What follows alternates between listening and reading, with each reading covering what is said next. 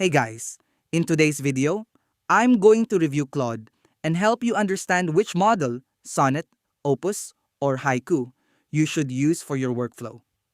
So, let's get started. If you're still using one AI model for everything, you're probably missing the point. Claude 4.5 isn't a single model. It's a full family designed for different types of work. Choosing the wrong one is like using a sledgehammer to hang a picture frame.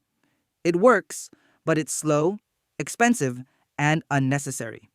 Claude 4.5 includes three main models. Sonnet is built for everyday powerful tasks and agents. Opus is designed for deep reasoning when accuracy matters most. And Haiku focuses on speed and efficiency when you need quick answers at scale. Let's first talk about what actually changed in Claude 4.5. Anthropic rebuilt the system from the ground up.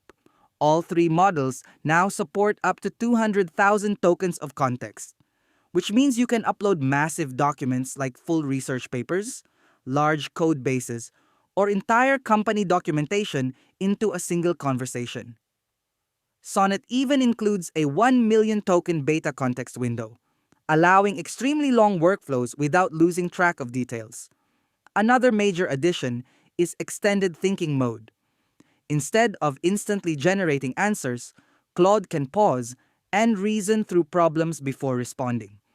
You can actually see a summarized reasoning process as it evaluates options and builds solutions step by step. This improves accuracy and reduces hallucinations, especially for complex tasks. Claude 4.5 also introduced smarter context awareness.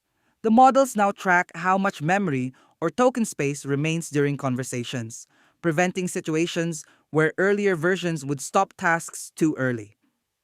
Combined with the new memory tool, Claude can store important information externally and reuse it later, almost like keeping a notebook for long-term projects.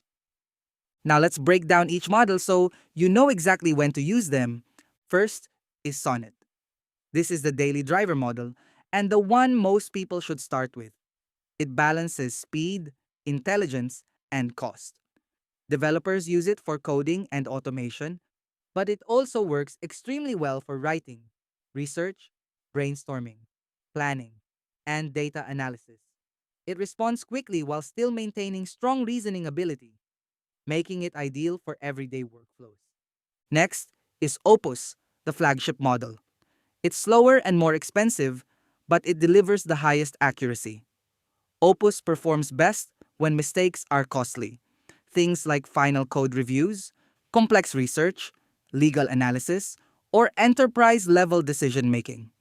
It even allows you to control reasoning effort, meaning you can choose between faster responses or deeper analysis depending on the task. Then we have Haiku, which is the speed champion. Haiku delivers surprisingly strong performance at a much lower cost and responds almost instantly.